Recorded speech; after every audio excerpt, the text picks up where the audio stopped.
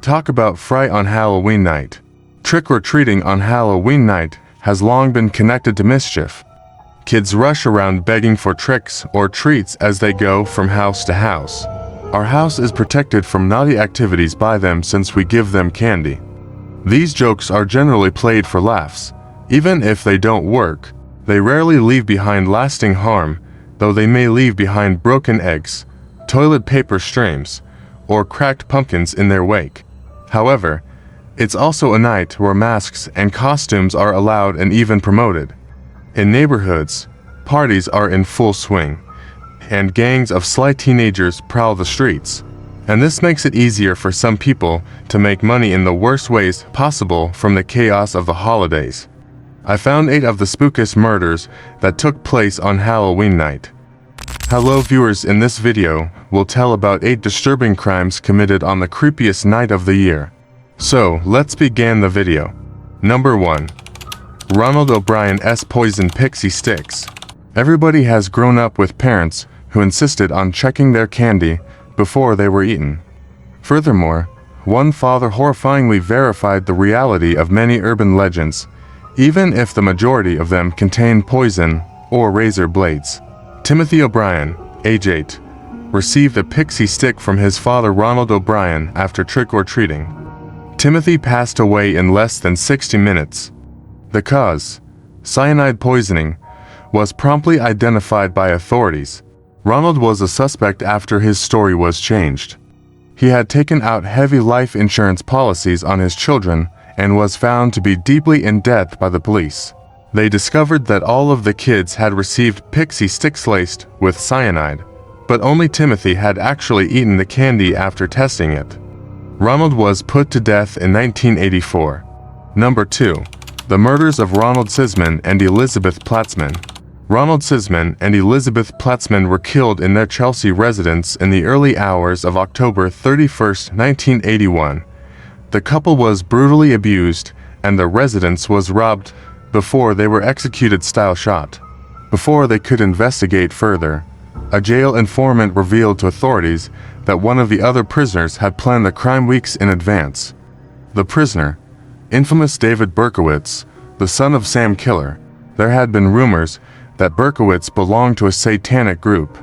Berkowitz had stated that his cult meant to carry out a ritual killing by breaking into a house in that neighborhood, the informant claimed. Berkowitz claimed that Sisman held video of a son of Sam shooting when questioned. The crime remains unsolved as there was never any recovered footage. Number 3. The shooting of Marvin Brandland. On Halloween 1982, Marvin Brandland and his wife were handing out candy in their Fort Dodge, Iowa home. A man in a mask came to their door and said, "Trick or treat. Give me your money or I will shoot." The couple attempted to identify the prankster, believing it to be a simple but clever practical joke. However, the man pushed them inside the home, grabbed a rifle, and demanded the money they had hidden in a safe in the basement. When Marvin tried to seize the gun, the man shot him in the throat and ran away. Somehow, the mask was left behind. It was thought that a family member was responsible for the robbery since nobody was aware of the safe. However, despite the mask containing DNA and a family member talking about having committed the murder, no one was ever taken into custody for the crime. Number 4. The candy lover. Little Peoples, aged 55, realized a bag of his Halloween candy was stolen on Halloween night in 2011.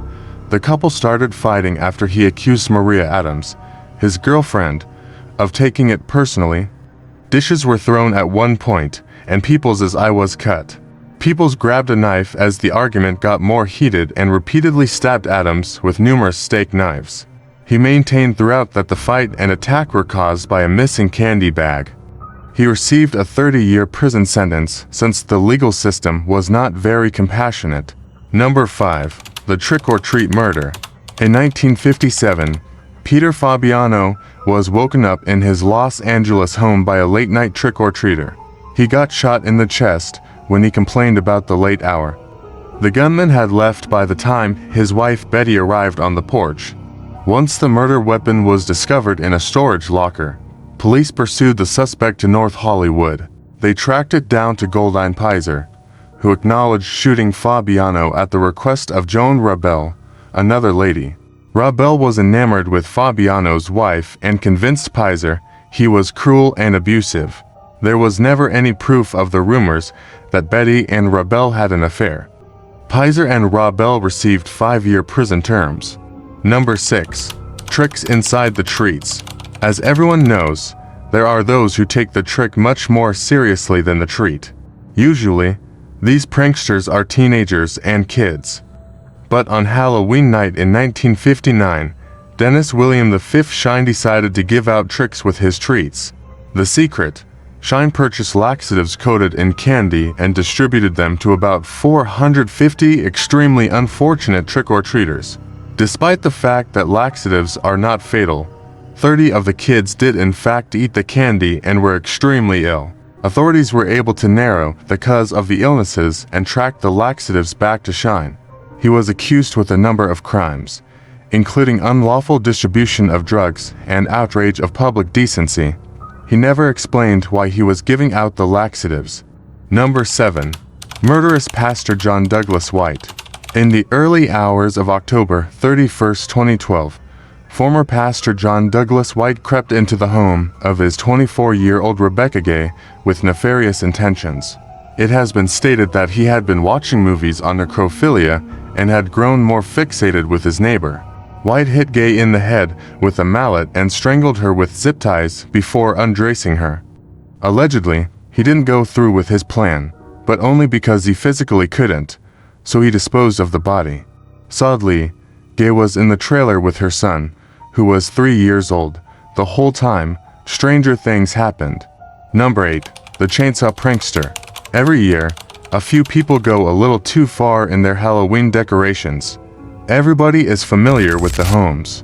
The ones where it's always unclear if the man sitting in a rocking rocker is real or just a production, or if a hand will reach out of that life-sized casket.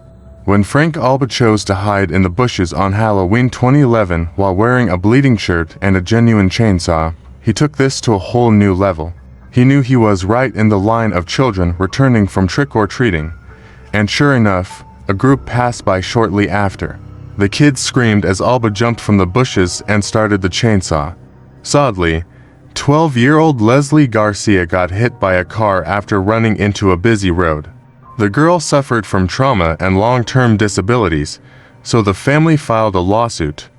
However, it's unclear how the case turned out. Friends, these were disturbing crimes committed on the creepiest night of the year. Viewers, what you can say about these crimes? Please tell me in the comment section. Friends, if you like this video, please like the video and subscribe my channel for more amazing videos, and do not forget to press the bell icon. Take care of yourself, and I meet you in a new video.